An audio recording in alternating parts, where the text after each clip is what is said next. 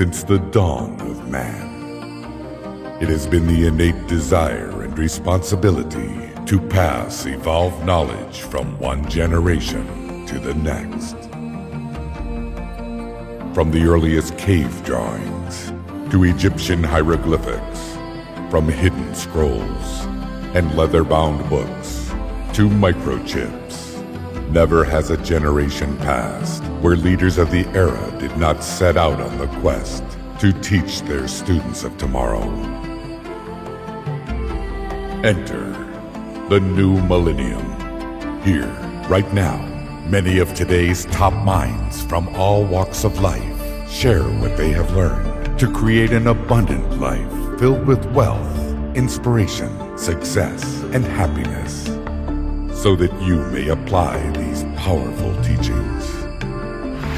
From government leaders to athletes, from motivators to movie stars, this is the chance of our lifetime to gain practical insights from one of the most dynamic, inspirational, and diverse group of modern-day heroes. And now they wish to share their strategies with you so that you too can learn it, live it, and pass it on. Welcome. This is where your journey begins. And where are we? Well, we're at a bank. But we're at a bank like no other. Let me explain. While it has vaults, they're not filled with diamonds and platinum and gold. Now, these vaults contain items much more valuable. Rather than things, they contain ideas. They contain concepts, strategies, and wisdom that's been passed down over the years and made contemporary and relevant by today's greatest achievers. And like most banks, there are deposits and withdrawals. However, at this one, you could make as many withdrawals as you'd like and never deplete the resources. In fact, oddly enough, the more withdrawals you make, the more deposits seem to come in. Now, many people therefore call this bank the bank of sustainable abundance. The vaults, these vaults that you're going to see here, are categorized into 4 areas: wealth, inspiration, success, and happiness. Why these concepts? Why these categories? It's simply because throughout time, these are the areas that people seem to strive for most in their lives. And you'll note that it makes an acronym, WISH. And then people will ask, are you telling us that we can wish our way to success? No, absolutely not. Not even close. But what we are saying is this, that when you learn these ideas and put them to work, really put them to work, you can live a full life beyond your wildest expectations, and you can truly make your dreams and, yes, your wishes come true. Truth is that if you want these things to come into attraction, you got to first take action.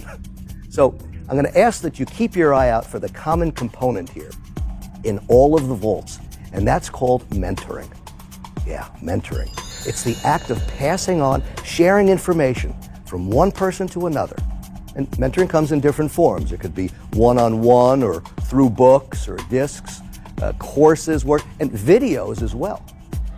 One of the most important ingredients of success is mentoring.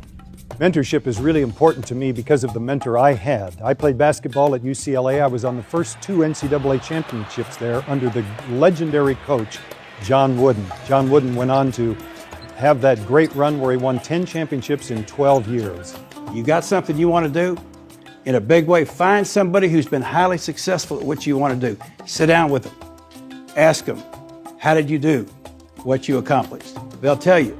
You follow it, you can make it happen too. If you want something in life, then align with someone who's getting the results that you want. Seek them out. Do your homework. Call them up. Get persistent. Change your approach. Do whatever it takes to find an outstanding mentor. If you want to have mega success, you've got to have a mentor. I'm in university and I'm in an audience that just wows me with Buckminster Fuller, and I just saw the guy who took over Einstein stuff. Albert Einstein was Bucky's mentor. Bucky was my mentor, and I saw his radial arcs of his auric energy. That afternoon I went to work for him, spent the next 7 years traveling the world with him. He was the finest mentor there was because he called himself a teacher. That's all he was a teacher. All 180 guys like myself that played for him, we were taught by the finest. The easiest way to become an expert at something is find a mentor. Empower yourself with people that are better than you. Search for leaders, search for eagles, search for the people that you want to have as your mentor. Mentors are everywhere. Find one with a style and a demeanor that you like. And remember, ask great questions and put the answers into action. When one is willing, when one is available to be taught, to be receptive, the teacher appears. My role models, my heroes, my mentors, Lincoln, Booker T. Washington, Patton. He knew what we needed to do, all the fundamentals and all the work it was going to take to get to that point. And that's what a mentor does for you. He gives you the game plan, how to get to where you need to go.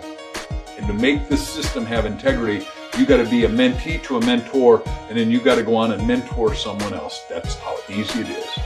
The greatest satisfaction in life is helping other people and having an influence in their life and passing it on to them so that they carry the torch after you leave this world. In just a moment, I'll press that button, which is going to spin the combination, relax the locks, and open the vaults. There you'll be introduced to your mentors who share with you on video and in their own words some of their contributions to this bank of wisdom. And when they do, they challenge you to the following. First, learn it. Take this information in.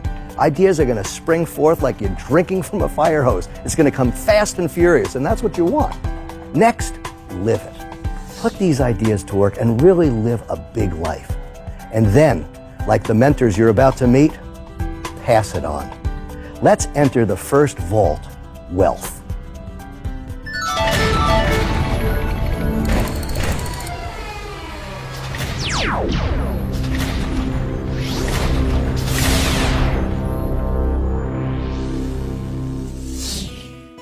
You are in the vault of wealth. Everyone wants to be here, but not everyone knows the way. In fact, it's been said you could ask 1,000 leaders how they became successful, how they became wealthy, and chances are you'll get 1,000 variations of how they did it. On the same note, ask these same leaders, what actual steps did you follow to get there? And you will find common denominators that each of them followed to go from where they were to where they are now.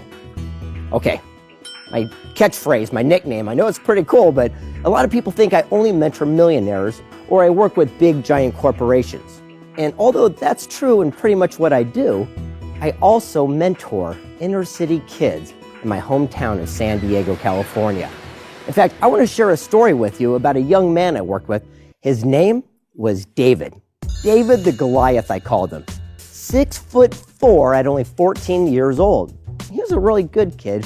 His father passed away and he didn't have a positive role model in his life. In fact, he got into a mentorship program because he stole a bicycle and carried a pocket knife to school. A no-no, and he knew better, but he was hanging out with the wrong crowd. So I decided to start working with him, and we built up a bond. It was wonderful. And about 2 months goes by, I could see he started progressing quite well. His homework got better, and he started making a difference around his household. So we ended up strategically over at a department store where we started walking around. And what do you know? We ended up over at the bike section. I said, hey, Dave, do yourself a favor. Go pick out any bike here and you can have it. And he looks at me and says, what are you talking about? I'm just a kid. I got no money. I can't get a bike. I said, great. Let's leave then. He goes, no. He goes, what are you talking about? I said, pick out any bike you want here and you could have it.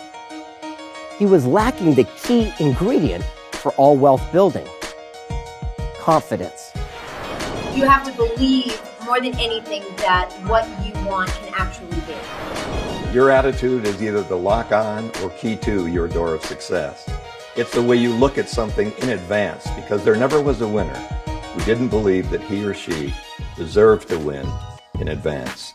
A high level of confidence is not something that everyone is just born with. I know I wasn't. So, and I need a high level of confidence for the work that I do.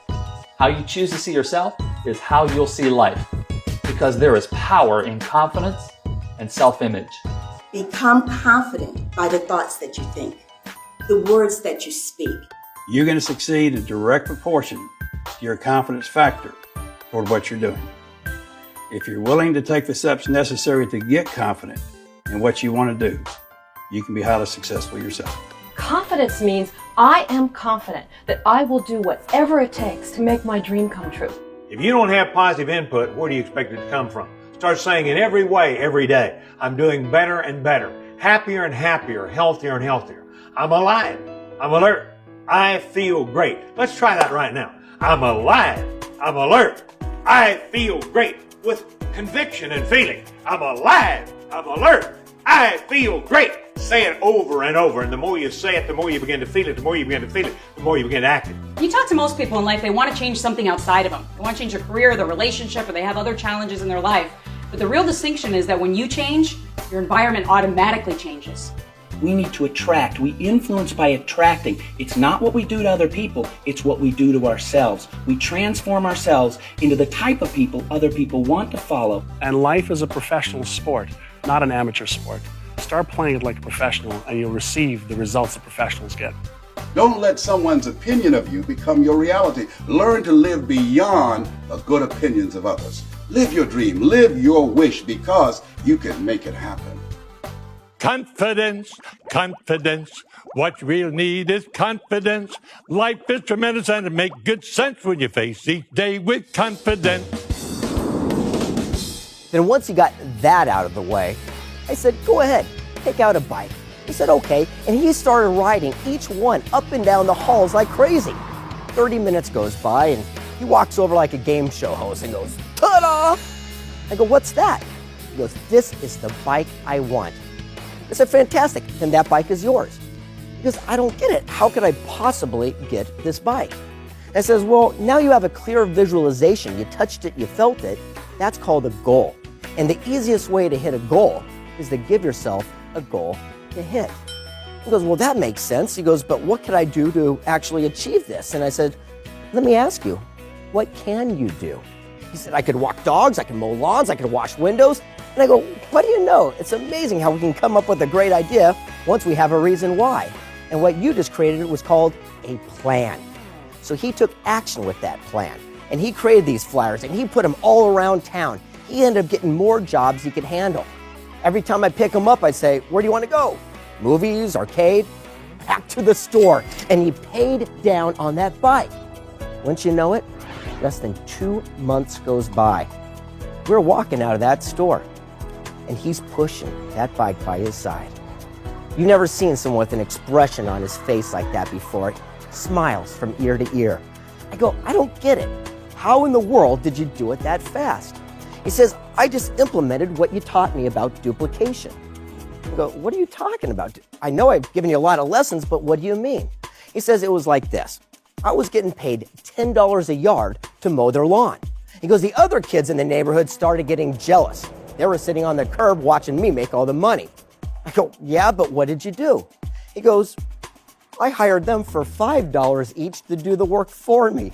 The next thing you know, he had an entire crew of people mowing lawns in the neighborhood, and he was just supervising. He tells me he even got a t-shirt with a magic marker and wrote Boss Man across the chest. He was incredible, and I was pushing it. I go, man, you little rascal, that's a great, great story. And we're pushing it out and loading it into the back of the trunk. I said, how are you feeling right now? Titanic was out. He goes, king of the world! I go, great. I go, you're feeling pretty confident. Absolutely. I looked at him and I said, let me ask you something. What? You go, how would you like it if someone stole that bike from you like you did before? Oh, that hit home. From that point forward, he decided not to get in trouble anymore. In fact, he turned his entire life around and started mentoring other kids within the community. So much so that our local TV station came out and did a report on him, the most outstanding young man who turned his life around. He even had the same jobs 2 years later with other people mowing the lawns for him, all based on residual opportunities. Now you might be saying to yourself, well, that's a warm, fuzzy story and everything, but what does that have to do with me and wealth? It has everything to do with it. You see, he followed the exact blueprint that we discovered that all wealthy people did. You see, it all begins with this. He had a goal. Because without a goal, it's impossible to reach your destination. One of the keys to success is clarity, because you can't hit a target that you can't see. But if you can see the target and you keep shooting at it, eventually you do hit it. You know, in my life, I've lost my eyesight, and I spent the first half of my life with sight, and the second half of my life I've spent with vision. And they are both very powerful things. There are few things more precious than our eyesight. But if I had to make a choice between sight and vision, I would select vision for my life because it's made so many things possible, and dreams are all that we need to propel us from where we are to where we want to be. For me, I wrote myself $1 million check because I wanted to be a millionaire. Then I went and I blew it up and I placed it everywhere where I had to keep seeing it so I could keep visualizing it so it became real. Visualization was a key strategy that had been given to me, and I finally decided to do exactly what they said. Visualization to me is a daydream with intent. But somewhere along the way, we forgot how to dream. We lost it. We lost the very thing that we knew how to do that manifested what we wanted. First, you must envision what it is that you're committed to manifest. Whatever that is, whether it's a new car or a new house, maybe you're expanding your business or attracting that relationship of your dreams. You can't say just, I want to lose some weight, I want to make more money, I want a better job. What you say is I want to make a specific amount of money, I want to lose a specific amount of weight, I want to be in this position, or I want to start this company. Deciding what it is with absolute clarity. Specificity rules the world. It's numbers, it's how much, it's how long, it's when. You got to put it in concrete so that your mind can get a hold of it, because the mind is the most incredible biocomputer ever created. And it doesn't deal in vague, it deals in specific. Okay, now once you have a goal, what's the next step? Well, just like Dave, he created a flyer. Remember I asked, what can you do? So many people focus on what they can't do or what they shouldn't say or where they shouldn't go. Wouldn't it be great to start asking yourself, hey, what can I do? What am I capable of? What could I do with my life without limitations? So Dave made his flyer. Remember, he'd walk dogs, wash windows, he'd mow lawns. He'd do whatever he had to do, and that's called a plan. A goal without a plan is just a dream. You know, in the airline industry, no plane ever takes off without a flight plan, without a destination in mind. And if you were to leave from an airport and deviate by 1 degree, you can miss the destination by 1,000 miles. Same thing can happen in your own life. File your flight plan, stick to it. Imagine driving from Los Angeles all the way to New York City without a road map. Sure, you might get there eventually, but you need a specific plan. Attention. Take your attention. You are so powerful, and direct your attention onto that thing that you are so passionate about. Set a goal, then figure out what you have to do to achieve that goal. Then make a plan and take consistent daily action. And then each day, wake up with specific things you're going to do today to accomplish a small part of a big goal. You know, we wouldn't go to the grocery store without a list, so we don't waste our time, effort, and energy in the grocery store. And people spend more time planning their 3-day weekend than they do what are they going to do for the rest of their lives. You know, everyone has goals, but they spend more time planning a party than they do their life. Then you need to have a strategy. Imagine a group of construction workers trying to build a house with no blueprints. That would be crazy. So if you need clear, specific, defined blueprints to build a house, wouldn't you think that you need clear blueprints for your life? Now, once you got the goal, and once you have a roadmap, a plan to get there, you need step 3. And step 3 is my favorite part because David did something special. He did something, and that's called action. There's absolutely no substitute for massive action. I know this. Successful people understand that there's a law of attraction, but it's the action behind the attraction that makes the wish come true. You gotta think it, you gotta feel it, then you gotta do it. The law of compensation works this way. There's got to be action, attraction that gives you traction. What happens is you decide to take the action and the universe has the belief imprinted that you're really believing a thing, so you're going to achieve a thing. And then what happens by the law of attraction, you attract it right into your very beingness and essence. We all have fears. We all have insecurities. But if you're going to accomplish something, you've got to take action.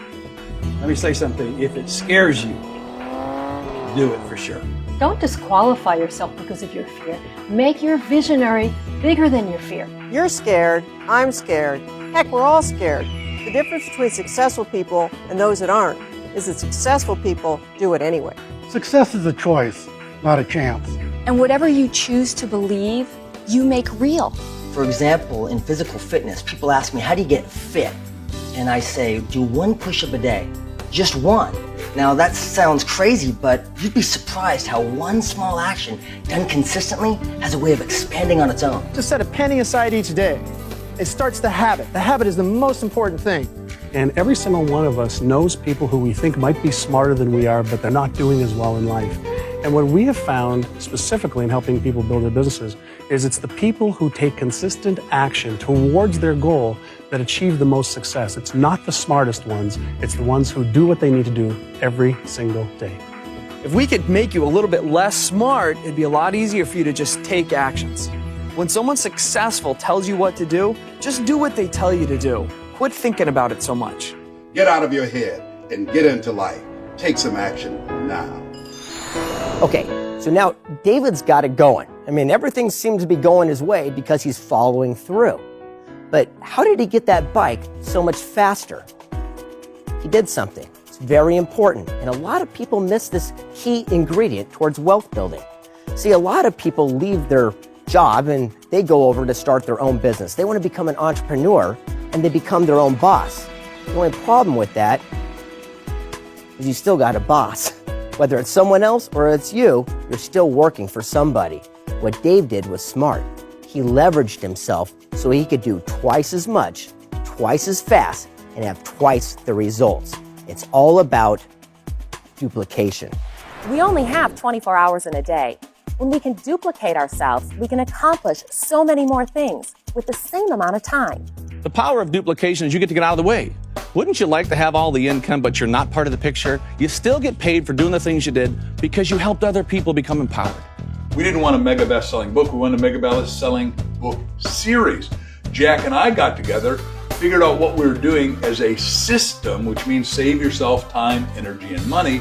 Then we did the system so well, we had other co-authors to help do books. Now we've got 147 books, and we're en route to 220 books very quickly. I was about to give a speech somewhere, and they asked me to talk about my income. And as I was preparing for it, I realized I do not have one single source of income where I'm the only person who makes money. One of the best things you can do to create flow into your life and create wealth is to partner with other people. Then you make money, they make money. And once we started selling, we sold a few to get the momentum going. We sold them from seminars, so we multiplied ourselves instead of 1-on-1, 1-on-10, 1-on-200, 1-on-2,000, 1-on-20,000. And then we got other authors to do that. Then we got to do it on media, and we got to do it in a multiplicity of different ways. So we've now duplicated ourselves, so there's 144 million books. Wealthy people understand the power of duplication. It's working smarter, not harder. 2 years go by. And Channel 10, remember they came out and did a segment on him, the most outstanding kid who turned his life around? He still had those same positions he started years earlier, and he still had the young people working those positions. You know what the best part is? No matter what Dave was doing, he was still getting paid by their efforts, and that's called residual. Residual income to me is like planting a seed once, but eating the fruit for the rest of your life. Why do you want residual income? Because think about it for a second. Wouldn't you like to do something one time and do it right so you can get paid for the rest of your life? Most people go through life doing what they have to do just to make that check every week. That's not what it's about. You want to get multiple streams of residual income, so you have the choice. Kind of interesting, one day I woke up to realize that I was living in a welfare mindset. What's a welfare mindset? Paycheck to paycheck to paycheck. Even though I own my own company, I was president of my own company, I'm like going, I've got to keep doing what I'm doing or I don't get paid. I said that I was going to save 10% of everything that I made, and with every job, I was going to buy myself a really cool present. And then as time goes on, my savings is growing, that 10%. I then took that and invested it and continued to buy myself presents. And now I've got money that goes into savings, goes into my investments, it starts coming back around, and I get really cool presents. You need to have passive income so that you can have freedom to do whatever it is that you love passionately. Simply put, residual income is doing something once and then getting paid for it over and over again. And then I realized that there was another way to live life, and that was the wealth mindset. What's the difference? It's called residual income and leverage of time, energy, effort, people, and money. And what happens is it'll go out as wave propagation and it'll come back to you as sustainable, perpetual, residual income, which is the best kind of income there is. And the final puzzle piece in this vault of wealth comes down to this final principle. I love this. You see, Dave understood something. Sure, he wanted that bike, he wanted that goal, but he surrounded himself with other people and helped them. You see, the other young men and women in the neighborhood, they were mowing the lawns for the $5, and they were working for their goal, their bicycles, their dreams. So at the end of the day, it comes down to this. To get what you want, help others get what they want first. Greg, that was beautiful. That's what it's all about. Could you give us an example of that in real life? Yes, actually, let me tell you a little story about someone that I surround myself with. His name was Jack. He's one of my greatest mentors I've ever had in my life. And I'm sure you know him. Do you know Jack? If you don't, then you don't know Jack. I'm Jack. You see, like a lot of leaders, I started my own business and I was having a tough time. And across the hall, I shared this business park with these people I called the grumpy old men. I wasn't that grumpy. But the leader of this group, he was a special man. I love this guy. And I figured he really was important because he did something that was incredible. He was president of something called the Distinguished Flying Cross Society. That's right. If you ever flew a mission in the war and you did some heroic deed, you got this award of honor. An honor it truly was. And the person who held it all together, his name was Jack. And one day I went across the hall, I said, Jack, I got a question for you. I'm having a tough time in business and I want to see if you could help me. And he looks at me and says, yeah, young man, come back tomorrow at 1 o'clock. I'm going to take you out to lunch and I'm going to teach you how to become a self-made multimillionaire. I go, what? And he goes, come back tomorrow, I'll explain. Fine. I started leaving. You know me. I come back 2 minutes later, I go, Jack, I got to know, what were you, president? He goes, technically, yeah, you could call me president, CEO. But again, people just call me Jack. So we took something that was a small little idea and grew it into something very large. When you come back tomorrow, I'm going to show you how you could do it too. I said, thanks, Jack. I'm really looking forward to it and I appreciate it. So I left the building. I come back 15 minutes later. I go, Jack, I got to know. What were you president? What were you CEO? He was down on the ground fumbling through some papers and he looks up at me and goes, have you ever heard of Velcro? I'm like, wow, I really want to learn from this guy. The next day we go to lunch. But here's the true key element towards a life of sustained abundance. And I said, what is that? He looks at me and he said, mentoring your way to millions. He said, remember that old saying that says, treat people the way that you want to be treated? I go, yeah. He goes, that's a lie. Treat people the way they want to be treated. Treat people the way that they want to be treated. Because everyone's got different goals. Everyone's got different dreams. But if you can help them achieve what they are, you can have anything you want in return. So, wow, that makes a lot of sense to me. So I'm going to go back and implement it today. Every day I'd come into the office, there'd be a line of people waiting to get in. Do you know why? They weren't working for me any longer. They were working for their goal, their dream. And what do you know? Sales doubled, then they tripled. And I end up getting everything that I wanted in return. So the key element to true wealth, to get what you want, help others get what they want first. So now you've worked the principles, you've earned the wealth, and you're sitting pretty. Let me ask you a question. What are you going to do with all of it? The whole philosophy of pass it on is to share it from one generation to the next. Sure, you could leave a bunch of money behind, but there's something much more important. One word, legacy. I guarantee you that right now in your head you have an idea for a poem, a song, a book, a play, a movie, even the next great invention. And here's the question.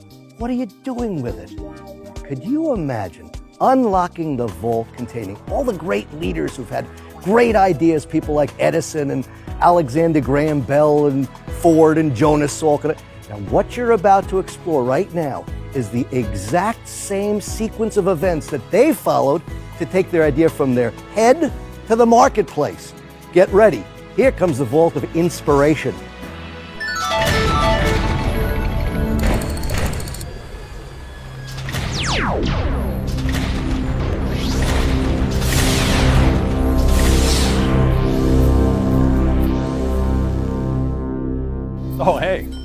Welcome to my workshop. Question. How many of you have had or known someone who's had $1 million idea? How many of those ideas have produced $1 million? Well, few to none, I'll bet. Because like you, I once thought I had $1 million idea, but I was wrong. What I had was a $75 million idea. I mean, it's pretty cool. It happens. But it only happens when you follow a certain sequence of action steps in order to get this idea out of your head and into the marketplace. The first step in the sequence is catalyst. It's that aha moment. We all have them. The point is recognizing it. It's a step of recognition. When you're driving down the road, you're in the shower, or you wake up in the middle of the night because it hit you like a ton of bricks. I get my ideas just walking along the ocean. My moments come to me when I'm surrounded by the beauty of nature.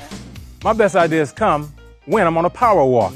Mine comes when I'm in the shower. The first movie I ever wrote that I sold to a studio was Radio Flyer, and I wanted to direct it, and they didn't want to let me direct it because I was an unproven entity in the director's chair, but I made them let me direct it. And then 8 days after I started, they fired me. So that was, profoundly devastating to me. What was my long-term goal, he asked. And I said, I want to be the president of an airline. And he laughed at me. That set me on my way. Catalyst for me, you want to fire me up, get me going, tell me I can't do something. By the time I got home from the set that day, I walked into my office at home and went to my computer and I said, I'm going to write a movie that is contained, that I can shoot in a limited number of locations on a limited budget that I know they won't be able to say no to with regard to me directing it. And I didn't know what it was. I knew I wanted to do that, but I didn't know what the story was or what I was going to write about. And I sat down and literally got the aha moment, which was a kid goes over a wall and he's got to get a ball back. And there's a big, scary dog back there. My aha moment was really as a result of a disturbance to my body. My body became completely disabled, and at that point I thought, what is it that I need to be listening to? My aha of all aha moments was when I went bankrupt. Luckily, I'd sold my way through college. I had one little tape called Are You the Cause or Are You the Effect by the Dean of Speakers, Cavett Robert. I listened to that one thing and I thought, oh my God, I did. I caused myself the bankruptcy. But if I caused it, I can uncause it. I can go up by thinking up. We are the thinker of our own thoughts. One day, laying in bed, my aha moments come to me just before I fall asleep at night. Boom, an idea came into my head. Which story came from my childhood, which was a bad incident where my little brother went over a fence and there was literally a dog over that fence named Hercules. Little movie trivia for you. And it bit him bad on the leg. So I endeavored to make that a heroic story and sort of change the past and write it the way that I wanted it to happen. And that's where the Sandlot came from. Now this is where the fun begins. Concept. This is where you get to create an embodiment of that product, service, or business to fulfill that dream or solve that problem. The law of attraction is a great law. And yes, by being in the right vibration and by using your mind properly, you can attract a lot of things. However, there's some corollary laws that you have to understand. One of which is one of the other great laws, is called the law of time or the law of gestation. And we know, for example, that your ideas, your thoughts are seeds. Just like a carrot seed takes about 70 days to go from seed to a carrot, your thoughts and your ideas take time. And so we've got to be patient and let the law of time or law of gestation work with us as we're using the law of attraction. You have to remember that your mind is an extremely fertile seedbed. Whatever you sow into it, that's the harvest you're eventually going to reap. If you carry hurt, offense, stuff from the past, unforgiveness, resentment, and so forth, you find those are the things that you start attracting into your life. So protect the seedbed, sow some good stuff in there, and you'll get a great harvest. Invest in yourself. The universe knows that you're interested, and it rushes to you with an inspired thought that will change your life. There's an old rule, it says called the 90-10 rule. It says the first 10% of time that you spend being absolutely clear about those things is going to save you 90% of the time in achieving your results. And what do you think people do that have ideas that are successful? They take the time to plan. They take the concept and they ask themselves, what do I need to do from a legal perspective? What do I need to do from a financial perspective? What do I need to do from a sales or a marketing perspective and a management perspective? They do their research to find out whether their idea has got validity and whether that they can sell their idea to people in the marketplace. And then and only then should they take their time and their money and invest it in really fermenting that idea and making something out of it. Now, what better way, well, in fact, what other way to get your product, service, or business to the marketplace, but to effectively communicate that idea? The trick here is to fully immerse yourself in the creation of that concept. And then when you fully own it, then you can give it away because it's yours. The quality of your results and the quality of your life is directly proportionate to the quality of your communication. Not only your communication with other people, but most importantly, your communication with yourself. It's important to communicate with yourself before you can effectively communicate with others. Someone said to me the other day, is it required that you take your children to Walmart to beat them? Some people act like that, don't they? No, I told you, get out of there. You want me to take you out of the parking lot, whoop you?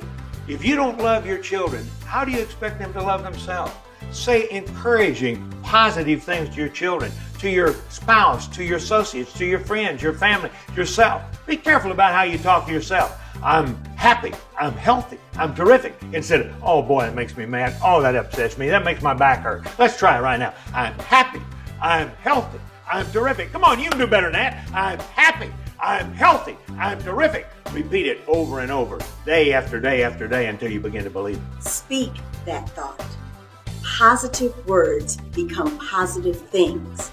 Every word we speak is powerfully charged with positive or negative energy. No neutral ground, positive or negative. We've got to start listening to what language we're speaking, because we're either speaking ourselves into positive results or negative results. And again, the choice is up to you. Your commitment to clear communication will show up in every area of your life. Now that we've done all this communicating with ourselves, it's time to get your idea out there and find like-minded people who will buy into your dream. Rapport is power. Rapport is a relationship of total responsiveness with another human being. And when you can get to that level, when you can have two-way dialogue and two-way communication, that's when magic happens. I find that the best thing that happens on a set, working with anyone, is when we listen to each other and we really take each other in. That I recognize that you're there and I'm here, and we're two beings who are creating something together, and we're listening and we're cooperating. You ever had this situation happen where maybe you thought of somebody and you haven't talked to that person for months or even years, and suddenly that person calls you out of the blue? Or in today's world, maybe you're emailing somebody or you're texting somebody, and before you can hit send on that text, suddenly you receive a text from that same person. That's when you have the essence of rapport. You're in direct relation. You're able to send that vibration out to them and for them to reciprocate it back to you. Commitment. This is where the business begins, because this is your due diligence. This shows your determination, so that when you go to others to help fulfill your dream, they know you're on track and they're willing to put all their efforts behind it. Commitment. You have to stick with it. All right, no matter how many walls you keep bumping into, remember one thing. One day you will find that door. Go on through it. Everybody in life has goals and dreams, but only a few people actually pursue them. And the critical skill for success is self-discipline. If you're truly committed to what you want, then you have the ability to force yourself, to make yourself do what you should do, when you should do it, whether you feel like it or not. And if you can do that, you can conquer the world. If you're 100% committed to what you're doing, you can win. You can succeed. You can overcome any obstacle. If you're 99% committed, it's just a matter of time before you fail. You've got to commit. When it comes to commitment, it comes down to this. When it comes to success, you always pay full price and you always pay in advance. Those first 24 to 36 months are everything in building your business. If you're not going to commit the 24 to 36 months, then don't start. You're better off not to start at all. But if you're going to do it every day like it counts. When I was younger, people told me, you're not going to be a worldwide executive, you're not going to fly around the world, and you're not going to do this. Can't never kid. Guess what? I kept going. I kept fighting. I hit a lot of humps in the road, but I kept going and going and going. And then I flew home and showed them my jet. It was fun. Sometimes when people see successful people, they think, oh, they've always had that. But let me tell you about my career. There were points in my career where I was saying to myself, just give it one more week, just one more week. You might even be in a place where you're saying, just one more day, make one more sales call, do one more thing. If you keep at it and you show tenacity and persistence, you will become successful. You have to have a no matter what attitude, that if times get tough, so be it. If it's hard, then do it hard. And if you have that kind of no matter what, no excuse is acceptable attitude, that will empower you to snatch victory from the jaws of defeat. I love that. But you know what else I love? I love capital. Yeah, I love financial capital. But whenever I've chased money, and this may be real to you, I've never been able to find it. Closing a deal, money flows. So the idea is to look at capital as money, of course, but you got to look at the other side of it, human capital. Look at the influence and leverage of other people you know. Utilize those resources and everybody wins, because no great thing ever manifested as a result of any one person. You need capital to succeed, but capital can be somebody else's capital, it can be your capital. It can be mental, emotional, or physical capital, but here's the thing to understand is that everybody starts off with nothing. Everybody who is successful today was once unsuccessful, and what they did is they built up their mental, emotional, physical, and intellectual capital, and then were able to multiply it to achieve their goals. Because money and resources are nothing more than a tool. They fuel our dreams. You need one of two things, either resources that are friends or resources of money. You are human capital. You're an opportunity waiting to happen. Your potential never depreciates. Use those talents to produce that human capital, because you're worth something. You see, we're paid in direct proportion to the amount of lives we impact and our ability to be replaced. So every day, invest in yourself and learn more about the people around you so that you can all win at the game of life. I represent 70 tribal sovereign nations. We collectively are a $6 billion industry. We employ over 52,000 people. When I made the movie Rudy, I didn't have the money or the capital, but other people did. So I built relationships to get there. We are actually reinvesting within our own communities and with each other. We're loaning each other money. We're consulting with each other. We're building diverse economies. The more human capital you provide others, the more others are willing to provide and invest back in you. You ever notice sometimes you pick up a phone and you make a cold call and you say, hi, here's who I am, and they say, don't have time for you? But if you call somebody and say, hi, your friend Joe told me to call you, then they say, sure, let's take all the time we want. What you're able to do is borrow a reputation. You're able to have somebody else open a door for you. That's human relationship capital. Always look for ways to add value to the lives and work of other people, and you'll always end up retaining a part of that value. Hey, you ever try to throw a party alone, celebrate something alone? Not a lot of fun. It's that cooperation that's missing. It's that community feeling. Well, sure, I tinker in my shop alone, and I've got great statistics for product placement, but none of it happens in a vacuum. You've got to create this cooperative effort in order to make your vision a reality. Do you realize there's power in cooperation? Let me share something with you. One goose can fly 75% further in formation with other geese than they can ever fly by themselves. Find somebody that you can work with and make things happen. Andrew Carnegie taught me a long time ago to surround yourself with people who can do all the things you can't do, and hire people that are better than you. Every one of us is gifted with things that we love to do, and we find other things really difficult, but other people may find those things easy. So again, hire people who play at things you have to work at, and you will achieve magical success in your business and your life. Having a good candidate is important, but more important than having a good candidate is to have a good speechwriter, to have a good planner, to have a good director, to have people who know how to put the whole program together to give you a successful outcome on election day. In life, in business, one of the greatest lessons that you can learn is to look at those around you, find out what their strengths and assets are, and leverage those. And everyone has a different talent. You have a talent, I have a talent, but when we work together, 1 + 1 = 11, not 2. Synergy is the ability to take the sum of the parts and put them together and make a team that is unbeatable. Teamwork is essential in all elements, and it doesn't necessarily mean it has to be a team of people. It could be a team of resources. It could be a team of anything that supports your primary purpose. When I was the CEO of Southwest Airlines, we focused on 3 major areas. Vision, what business are you really in, and then develop a culture to support it. And the key component was higher attitudes, teach them the skills. Higher attitudes, teach them the skills. If you work with people, If you can find people that you can cooperate with, that creates a synergy, and that synergy creates momentum. And people who learn how to cooperate are willing to do the things today others won't do in order to have the things tomorrow others won't have. Thank you for that sequence. You know, Scott, I'm known for reminding people that they're either green and growing or ripe and rotting, and they're never standing still. Well, our guests here today, they're here because they're committed to growing themselves and adding to their value. Could you help them out by sharing another example of the sequence in action? Sure, Dave. Let me tell you a story about a friend of mine, Stephen E. He created the book series, Wake Up, Live the Life You Love. It all started one morning when the strangest thing happened. He woke to a voice, and the voice said, "Write a book." Well, understandably, he was excited and inspired.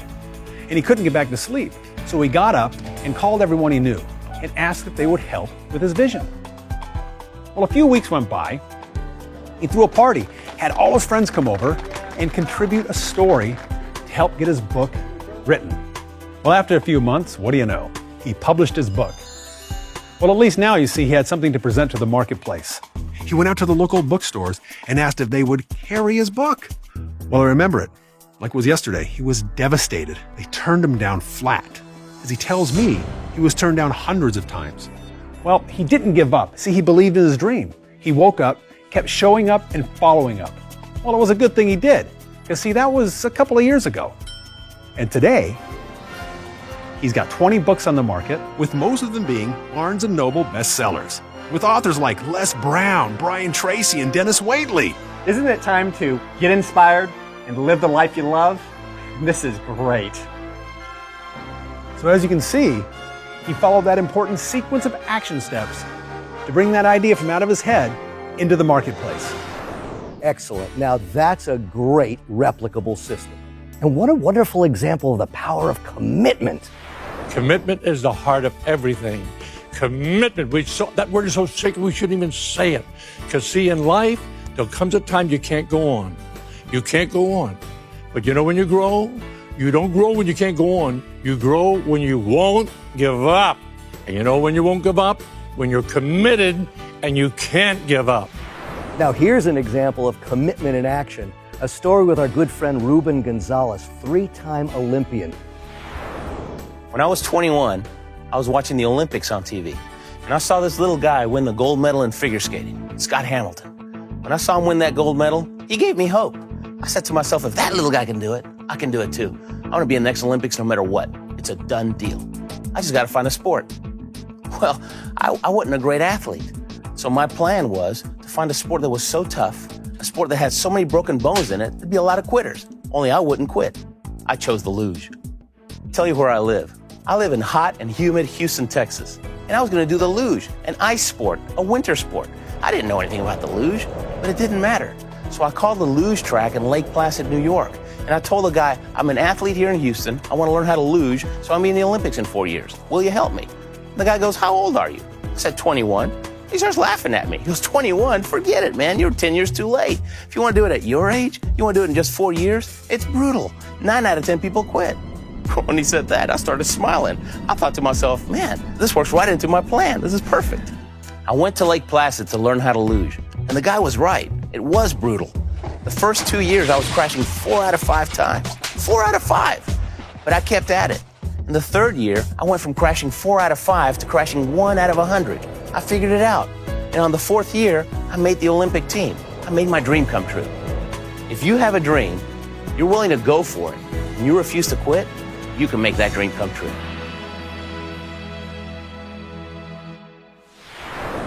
Commitment and success. And it takes us right where we want to be, the vault of success. Inside is a code. Just may change your life. See, chances are your entire life you've heard people say, find your major definite purpose or live your purpose. What you don't often hear are the specifics on how to actually find that purpose. Well, check this out.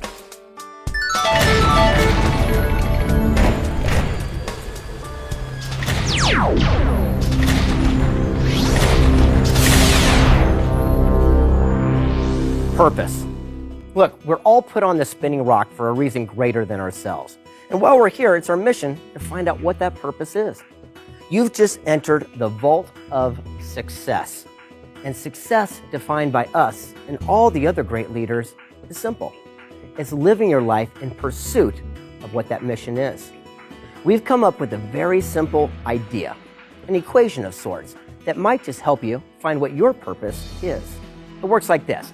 P plus T times A squared is success. Now, okay, this isn't a fancy math test or anything like that. It's just an equation that, when actually applied by action, you too can help separate yourself from the 95% who just dream of success to that top 5% who actually achieve it. It works like this. Say you love stuffed animals. They're all over the house. In fact, it drives people nuts every time they come over. And your talent happens to be pretty good on the computer. Say you're a real whiz when it comes to looking things up on a search engine. Well, how could you take action with the right association? I'm not a rocket scientist, but you can open up an eBay store and start selling stuffed animals right online. Because you're combining your passion with your talent, you're taking action with the right association. And that's what the success equation is all about. The first element is the P, and that stands for passion. If you love what you're doing and you believe in it and you can bring your people along with you, passion will aim you toward the goal you're seeking. Passion is the difference between being in something and that something being in you. We all want to live passionately, and that's how we begin to get to that next level of success that's waiting on us to get there. I pinch myself every day. I really do. Here, I'll do it right now. Okay. I pinch myself every day about my life.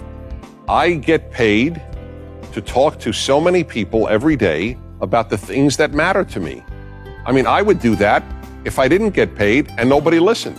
So the thing that makes me keep going, the thing that keeps reminding me why I'm doing it is, A, the absolute love I have for what I do. What I do, in my view, is so fun, and I have so much passion for it. I also have a very strong sense of purpose. Is what we're doing, is what we're trading our life for worth it? Nobody has a stopwatch saying my life starts now and ends now. So we've got to make sure that every single day, every single moment, we trade our lives for something that we're passionate about, something we love to do, and something that can contribute to the lives of others, because that's when we feel our absolute best. You know, the most important thing you can ever do is be like a scientist. They don't work a day. They go to play, to experiment, to understand, to learn. The same thing with an artist or a singer or a golfer.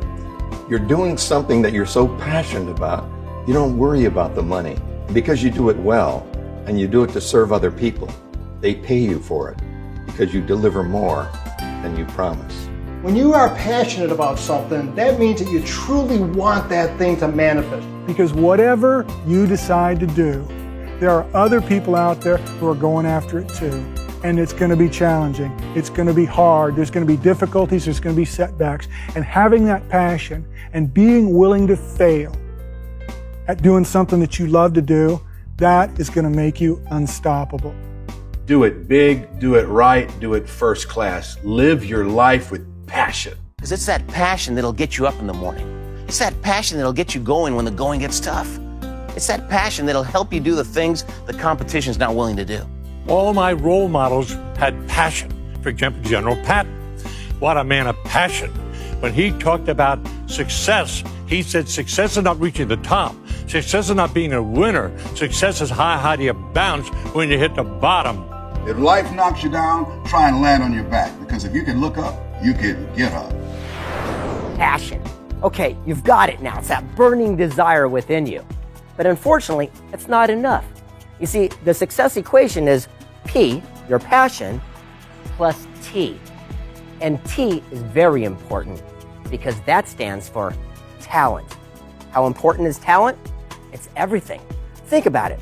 You've seen these TV talent shows where they have singing contests. Sure, they've got a lot of passion, but unfortunately, many of them are lacking talent. You know, the truth is you can be born with whatever skill or opportunity or God-given talent that you have, but it's really up to you, the individual, to nurture and encourage it and continue to learn along the way. We are all programmed. We're all genetically predisposed to having some contribution to make. Every single person has a talent. We all have different talents, but the way to succeed is not focusing on things you're not good at, but focus on things that you're good at. People ask me to come to speak and they'll say, "Are you ever get nervous?" I say, "No, I never get nervous." If you ask me to come and sing or dance, then I get nervous. Why? I'm good at speaking, not so good at singing and dancing. How do you get involved with DSL from the beginning, from the ground floor? And the answer is simple. It was my passion. It was the passion of myself and my team and a lot of really talented people that all got together and combined our talent and passion, and we created something that changed the world. Don't try to coach yourself into being able to do the things that are not your natural talents. All you're going to do is get frustrated. The best thing you can do is focus on what you do best. Focus on what you're talented at. If you're not talented, you're going to constantly be coming up against struggle within yourself, which is going to manifest struggle outside of yourself. And I think it's also important taking one step before that is the discovery of what you're talented at and the exploration in finding your talent. You will only be successful doing something that you really enjoy doing. But here's the key. Sometimes you have to try a lot of things before you find the right thing for you. Every one of us has been given a special gift, a talent, an attribute. We know it as God's gift to us. It is our obligation to use that to our fullest. Talent and finding talent come to something that you love. As a kid, I loved bodybuilding. I loved strength. I was always fascinated with power. There's some things within all of us that occur for us naturally. We have some talents, we have some gifts, we have some capacities. The idea is cultivate what comes natural, what you're passionate about. And then you'll discover that as you cultivate those talents that are what we say God-given, you'll be able to cultivate others because you now have the confidence that you can do anything. You know, it's funny. I had the opportunity to be part of the 1 Minute Manager book series. I didn't take it because I didn't take stock in myself, my talents, and my ability. And as I developed those over the next 20 years, I was fortunate enough to get presented another opportunity, and I knew my talents, I knew my abilities, and I was able to contribute to that project to such an extent that I, my co-authors, and that book became one of the best-selling books of all time. Knowing what our talent is important. Finding our talent is what are you great at? What do you love doing? What comes easy? What's effortless? And just to clarify what effortless means, it's not sitting on a couch not doing anything. What effortless really means is taking action just without that mental distraction. Don't look for your talent. Do what you do with all your heart, and your talent finds you. Okay, you combined your passion with your talent. Excellent. Good for you, and you're halfway there.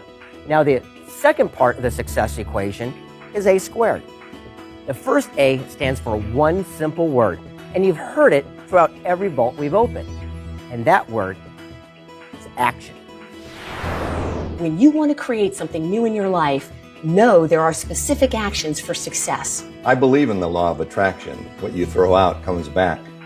But the law of attraction doesn't work unless you take action every day. I believe everyone has a resource called passion that they can tap into. Then you enlist your talent. But after you've done that, you got to take action. You cannot fall asleep at the switch in this life. You want to achieve something, being a pilot, being a world-class swimmer, being an officer, or being a politician, just do it. Take action. If you're not where you want to be in your life today, take action in the direction of your dreams. You have to start somewhere. Don't just sit and wait for something to happen. It's already happened. It's waiting for you to take the step. You can't sit around and wait for things to happen. You gotta be proactive. Go make them happen. The universe will line up with whatever you want to do once you get off the couch and move forward. Just take one step. When you take a step, the next step will reveal itself. Take some kind of action. Even if that action is symbolic, do something that lets the universe know that you're serious about manifesting and turning this inspiration into right action. Ralph Waldo Emerson says, every act is its own reward. You take the action, what I'm saying is you get paid down the line. When I started my speaking business, I knocked on 10 doors and one said yes. Then I got good and I got 2 out of 10, then 3 out of 10. Pretty soon you get 10 out of 10, and the danger is you stop taking the action. You don't knock on any more doors because you say, I'm so cool, I don't need to do it. You got to keep taking the action to keep getting the result. But by and large, I don't know anybody for whom this level of success came without unbelievable effort. Here's the bottom line. If you want something, you want to be a success, you got to be willing to pay the price. Pay the price of discipline or pay the price of regret. In other words, most of us know a lot more than what we live. You already know everything you need to know to be successful. You just got to put the remote control down, scoot the bag of chips away, get off the couch, and do something. Now that you've taken action, what's the final A in the success equation? Well, that's association. You see, just like our Beanie Baby fan, they found their passion and their talent. They took action with the right association, eBay.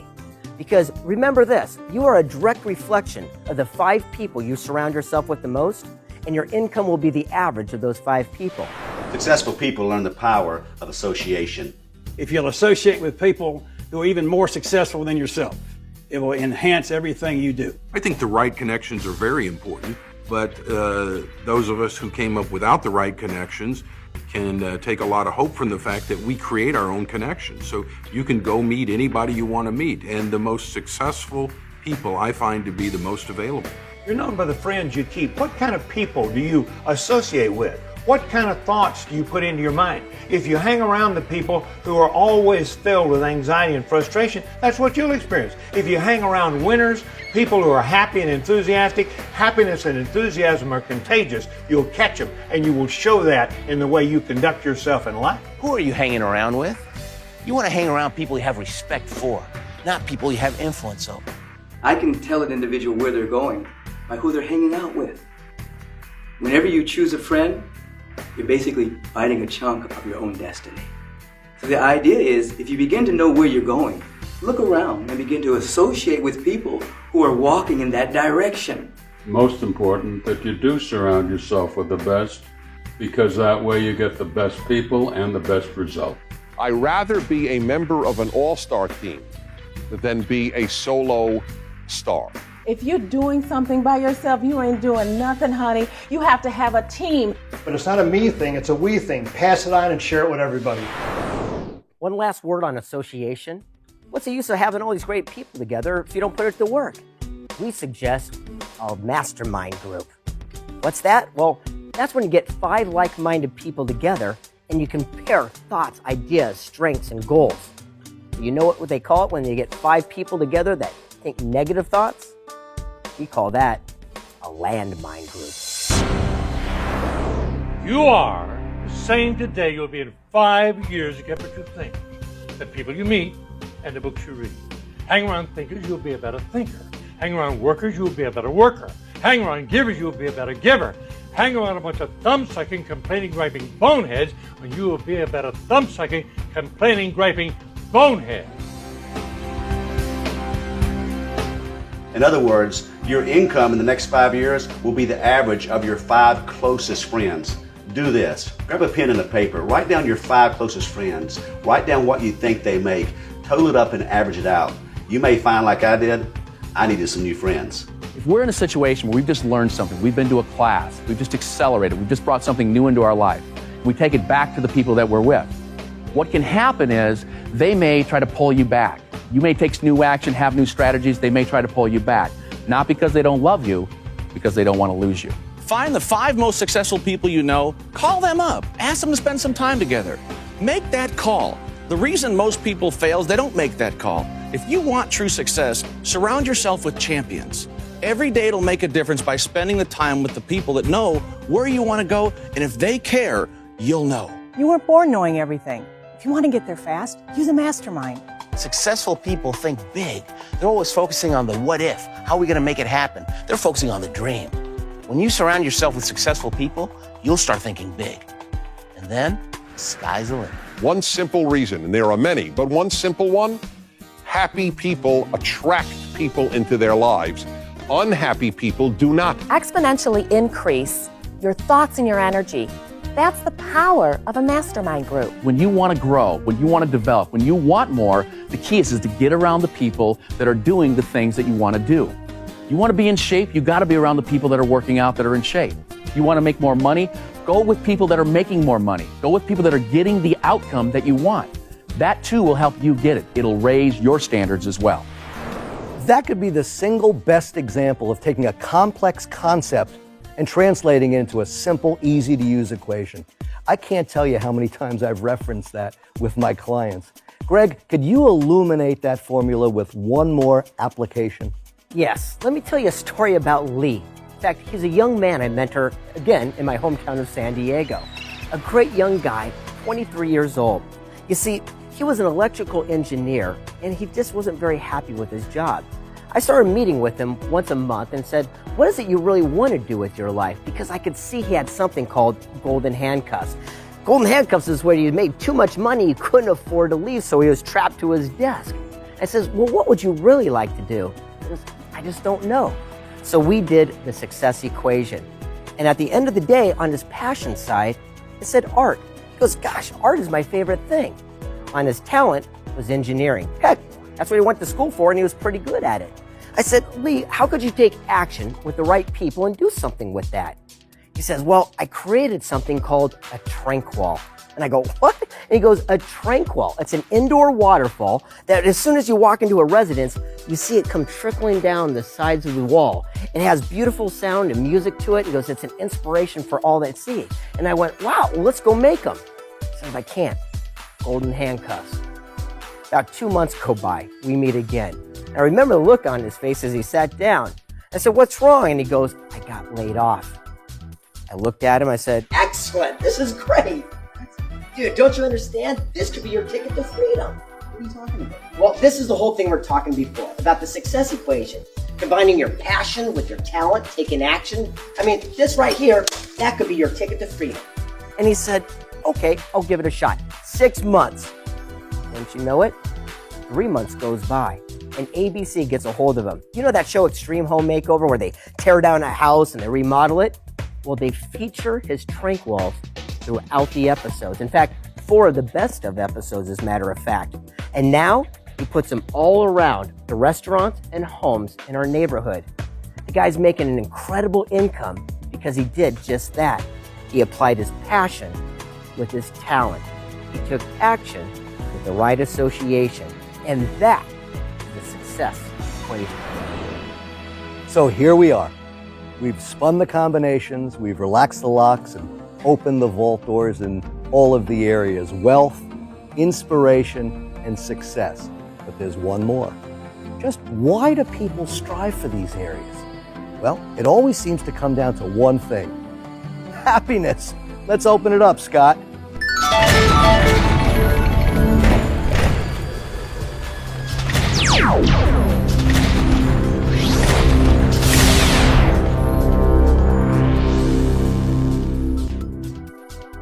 Welcome to the Vault of Happiness.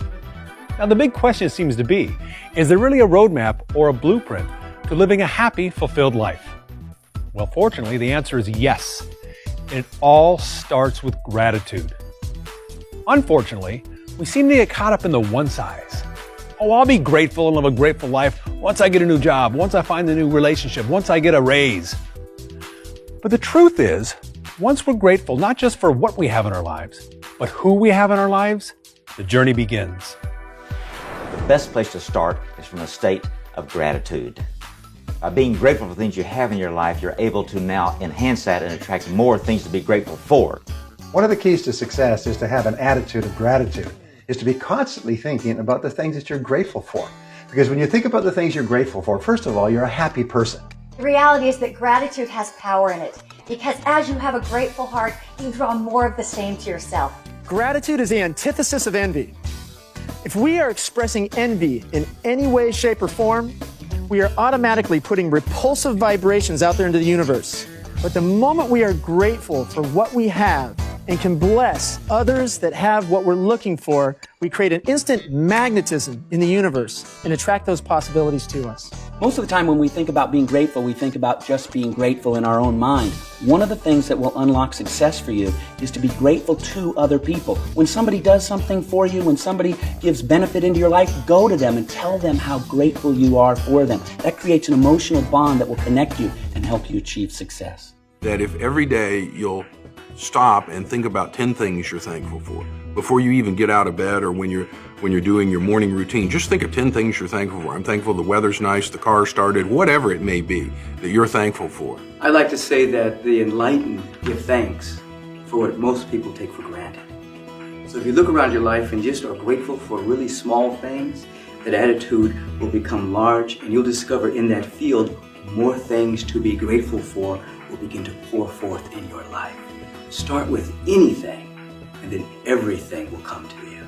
You'll see it come pouring in because the universe rewards those who have appreciation for what they already have. When I had my 50th birthday party, my son, the teenager, got up and he was asked to say a few words.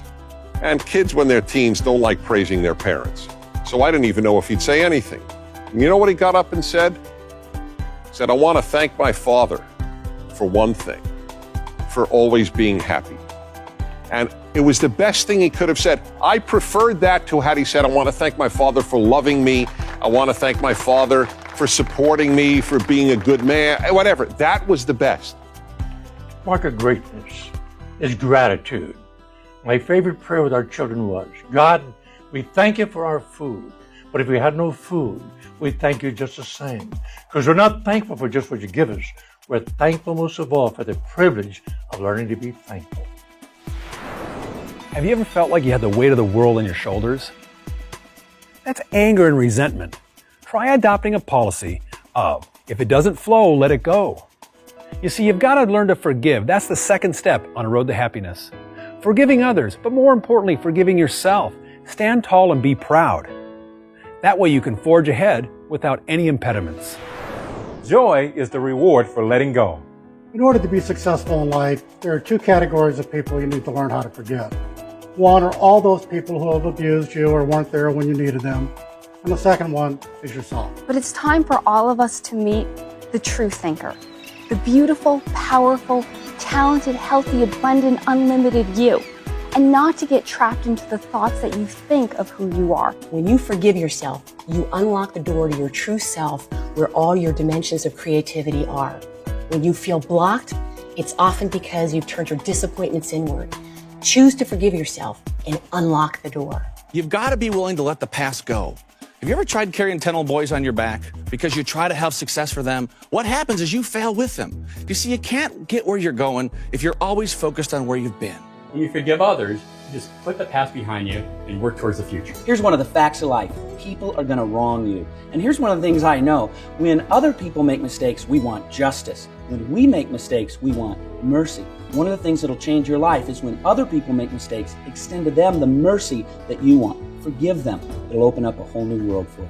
You have to look for the good in every situation. That's what I have found. I have found that athletes only get better with struggle. People only get better with struggle. A fighter only gets to become a better fighter when his opponent is just as good or even better than him. So look for the good in every situation. Forgive it from that aspect that this was something that's healthy for me, something I'm going to learn from. I won't let it happen again, and it makes you a better person. When it comes to forgiveness, don't walk through life carrying around a cancerous poison in your life. Forgive, and that's the first thing that you'll experience from other people. Happiness begins with forgiveness. Forgiveness of self and forgiveness of others. Happiness will elude you if you have bitterness or resentment. You see, bitterness and resentment is like you drinking poison and expecting the other people to die. I had a breakthrough recently. You know, it's been said that when you forgive, you forget. Then I heard something. No, forgiving is not forgetting. Forgiving is remembering without getting angry. Whoa, that's a major breakthrough for me. Next step in a truly fulfilled life, service. Being great is to give service, to give to others. It's all about helping others. Think of it. When do you most want to give things to others? When you're happy. Serving others is the mark of a truly successful person. If you're not spending your life on something that will outlast you, you are wasting your time. You should be spending your life serving other people, especially the next generation. We all make a difference, but we don't make a difference by winning gold medals or blue ribbons or making a lot of money buying a bunch of cars. We make a difference by getting up every day and doing our best. We make a difference by being creative and flexible and seeing the good in people. Talent and money are no good unless they're employed in the service of others. I've always believed that I can't hang on to my talent. I've got to use my talent to serve. When I give you what I have and it benefits your life, then I'm serving a purpose beyond myself. Service is the means for anyone to achieve love and happiness. So you have to go out and you have to give in order to be able to really truly feel as if there's meaning in your life, to really feel that unification with all. People will do more for someone else than they will for themselves. Look at our public servants, look at firefighters, policemen, mothers, people who are willing to lay down their lives for someone else. Live a life of service and shamelessly give it away. And the great thing about serving other people is that when you give to other people, you give to yourself. And I remember when I was younger, I thought tithing was only giving away money. And then as I got older, tithing is giving away a smile. Tithing is giving away energy. Tithing is helping another person. When something good happens in your life, that's the time you feel most desirous of being unselfish. What we want to do is learn how to become a philanthropist on every sense of the word. So what I'm talking about is being able to give a shoulder for someone to cry on, or giving a compliment to somebody who's doing a great job. It can be time, money, giving a helping hand, or simply being a great listener. In serving another, one can grow to be so sensitive that they meet another's need even before that individual asks for it. That's real giving. A lot of people think when I'm more successful, then I'll give more. When I have more time, more money, more talent, more influence, I'll give it away. Really, we need to be most responsible when we need more in our life, and find somebody and make a difference for them. And you'll find all the things coming into your life that you ever wanted. I've known a lot of guys that have waited until they're 65 years old before they've given away their first penny. And I think about all the opportunities that they would have had throughout their career to give away time, money, their expertise into the community to things that really mattered. It would have been a wonderful opportunity for them to pass it on. Hey, let's face it, stress happens. Some of the happiest people on the planet, they have a stress coping strategy. Some count to 10, some say needles and pens, some meditate. I mean, it's different for everybody. But the important thing is have a strategy. You're going to get stressed. I get stressed. I get out of balance. What I've learned over the years is it's so important to have some internal happiness. You know, they say today that stress is one of the top killers in America. And it really is, because what happens is you get so bottlenecked. You know what I'm talking about when you wake up every day and you don't want to get out of bed, you don't want to see the people you know and you really care about. If you find a way to create balance in your life by getting rid of some of that stress, whether it's taking time off, relaxing, or going to the gym and working out, or just going for a walk in nature, you will find that you become so much more successful because you're balanced. When I feel stressed, I come outside of the circumstances. I become the witness. I look at this from a different angle and realize, hey, this is a part of the movie. And we all have those challenging moments. And I take the time to go within, to pray, to meditate, to fast, to cut off the phones, to disengage from life, and do what I have to do to get myself to the next level so that I can get back into the game of life, starting fresh and ready to go. Whenever I'm feeling stressed, one of the things that I do is I stop and I ask myself, dear God, do you need to change your perception about this, or do you need to change your procedure? And that question really illuminates. It allows me to be more resourceful in how I approach that circumstance that was seemingly stressful. Recently, a woman came into my office and she said, I am just so depressed. I said, I beg your pardon? She said, I'm just so depressed. I said, well, ma'am, how do you act when you're depressed? She said, how do I what? I said, how do you act? You know, how do you walk when you're depressed? She said, well, I kind of take slow, sliding, waddling steps, kind of like this. I said, well, how do you hold your head and shoulders when you're depressed? She said, well, let my shoulders kind of slump forward, my chin hang down on my chest like this. I said, well, how do you talk when you're depressed? She said, well, I kind of talk through my nose in a whining, nasal sound, kind of like this.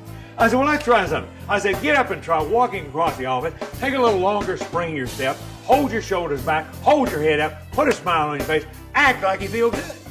She got up. She started to cross the office. She'd take a little longer, spring her step. She had her shoulders back, her head up, about a half smile on her face. She looked at me over her shoulder and she said, you know what? I do feel a little bit better. Now, anytime in the future you get to feeling down and out and the world's against you, what do? You just sit down in a chair like this and you just jump up and you say, I'm depressed.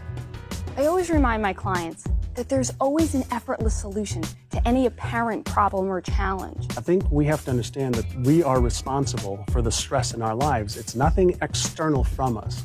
Stress is caused because of the interpretation or the meaning that we give things that are happening around us. Because I know that the moment that I'm stressed is usually when I've left my body, anxiety comes up, and I'm spinning somewhere off in la la land. So if I can take a moment to breathe, get my feet on the ground, feel whatever it is I'm sitting on or my back against the wall, wherever I happen to be, if I can get back in my body, that will help bring things down when I can be calm and more focused and get back to my joy. Scott, may I ask you to illustrate one of those strategies? Well, as a matter of fact, Dave, I've got an illustration in my action guide. It's called Ants into Apes. Ants. We all have them.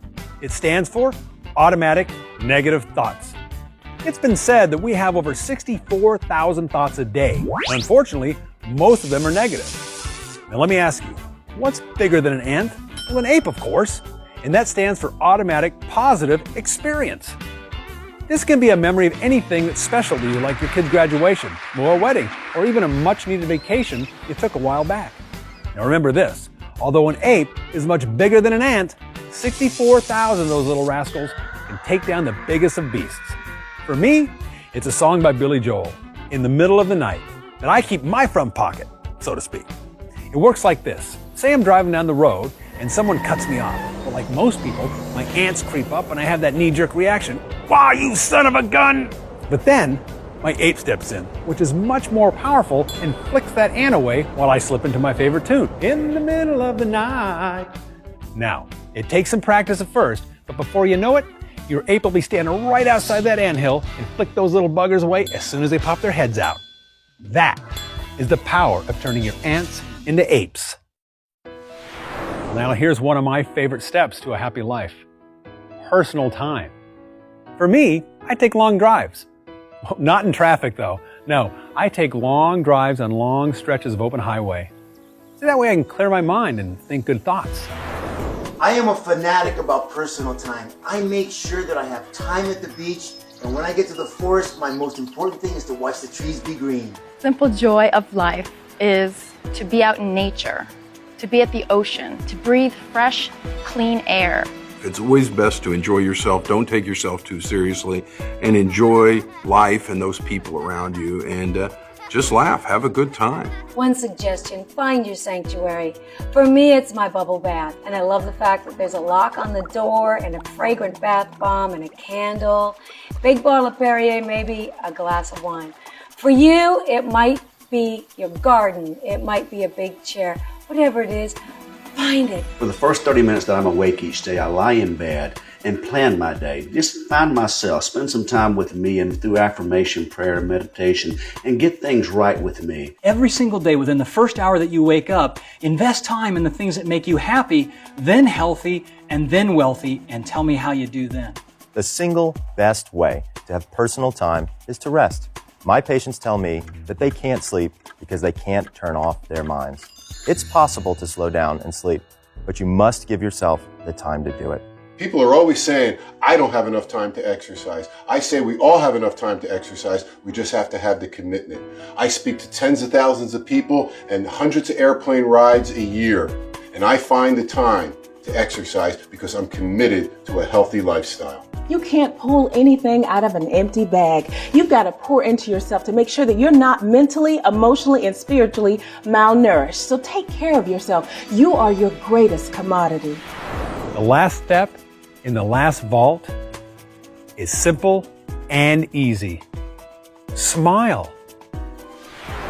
One of the most simple gifts I can give that gives me great pleasure in giving, and I know people enjoy receiving, is a smile. It's so important to smile in order for you to be able to feel positive, happy emotions, even if you're not feeling them in the moment. It may seem a little cheesy or inauthentic, but it's not. Because when you smile, it'll shift your body language and it'll start making you feel a lot better. Pass it on. Pass it on. Pass it on. Your smile is your most effective method of communication. It transcends all language barriers. A smile is the key to open the door you thought you could never get through. One of the greatest techniques I learned on the road to success is Smile Talk. I learned that it was a way for me to manage my environment and manage my attitude. The smile is the secret weapon of success. Pass it on. Pass it on. Pass it on. Pass it on. Yeah, I like to smile, but it isn't quite that easy at my age anymore. Things aren't going right, and they're not going the way you want to. Just smile. Think of all the money you're going to make. And the beauty of a smile is that if you keep giving out smiles to the universe, the day you feel bummed out and a little bit gloomy and down and a little bit in dread, somebody that you've sent out a smile to is going to see you, feel your core essence, smile at you. It's going to force you to smile, and you're going to instantaneously feel better. Let's get everybody to smile everywhere, always. Pass it on. Pass it on. Pass it on. Pass it on. Pass it on. Pass it on. Pass it on. A smile is what creates atmosphere. Atmosphere doesn't not come out of thin air. Somebody has to create atmosphere. And tell me a quicker, easier way to create some atmosphere than a big smile. What a journey. Let me cut to the chase because this isn't the end of the journey, not by a long shot. This is where it truly begins. And one sure way to maximize your effectiveness is to do the following. First, take a good, solid, realistic look at where you're at today. Look in the areas of wealth, inspiration, success, and happiness. And get real honest with yourself. What's your starting point on these areas of a scale of 1 to 10? Say 1 is lousy and 10 is mastery. Where are you starting? Then accentuate the positive. The high numbers, pat yourself on the back. That's good stuff. Next, illuminate the negatives. Shine the light on those areas with the low numbers where when you could illuminate them, you could start working towards eliminating them. Now, how do you do that? By applying these mentors' ideas. Take right action on these things. Move closer and closer to being that perfect 10. There it is. Our journey has taken us through 4 vaults filled with mentors and inspirational leaders, where they've shared openly, in their own words, some of their wisdom for living a life of sustained abundance. And now, together, we challenge you to learn it, live it, and pass it on.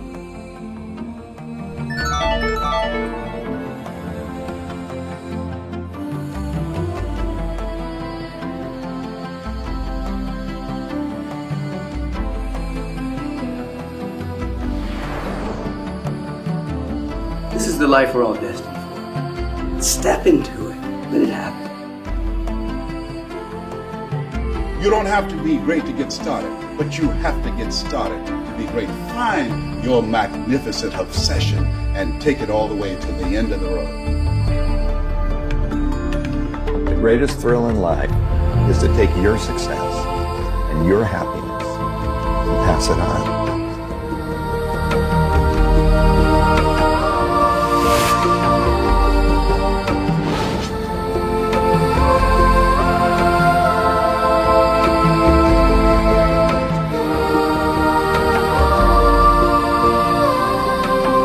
So much joy coursing through the universe right now that when you really let it happen with that happiness, that joy, that wealth, that absolute success and inspiration, you will click your heels, you'll just move around and dance in such a way that your whole life will be a dance. You'll be dancing for God, you'll be dancing for wealth, dancing for prosperity. As a matter of fact, the whole universe will dance through you. Not asking much, all that's good and gold and such.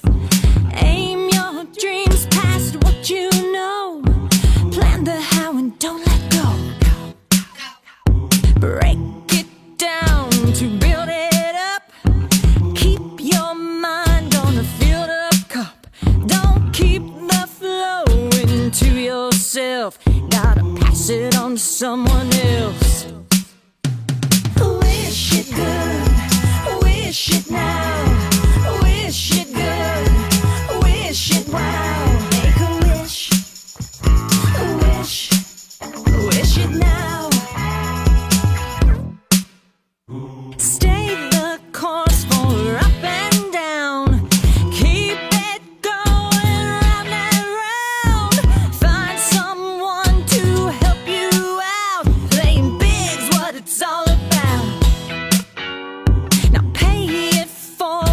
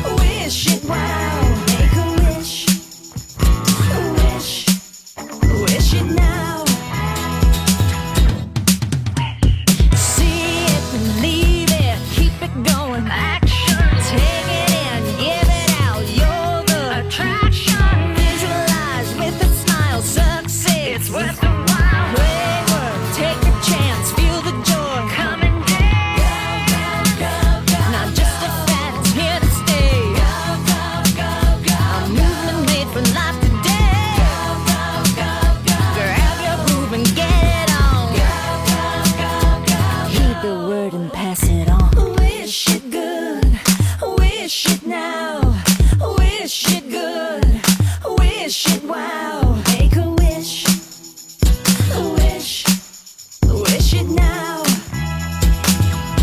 Just around the corner, there's a rainbow in the sky. So let's have another cup of coffee and let's have another piece of pie.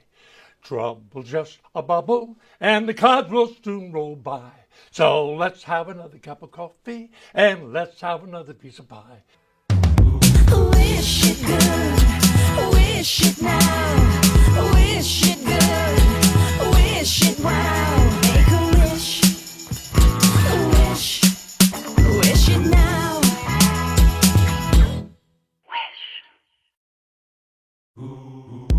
Get on your mark, get ready to go. I'll tell you about a business for all generations, why we're here for all the celebration. Easy to explain, ain't all about it. Selling health and freedom, don't have to shout it. Put a winner on your left, winner on your right. Show them how to do it, call them every night. First you gotta find them to get behind them. It ain't funny, you wanna make some money. What do you wanna do is get rich doing good, making people healthy, doing things they should. Don't deny the good life's what you wanna score. It's not about the money, but I'm tired of being poor. If I live to be 100 just like Bob Hope, I wanna be rich, I ain't no dope. So get back to the store and stock up on the tools so you can tell the story, not look like a fool. Remember what I told you and put it in your pitch. The stuff will make you healthy, but you'll also get rich.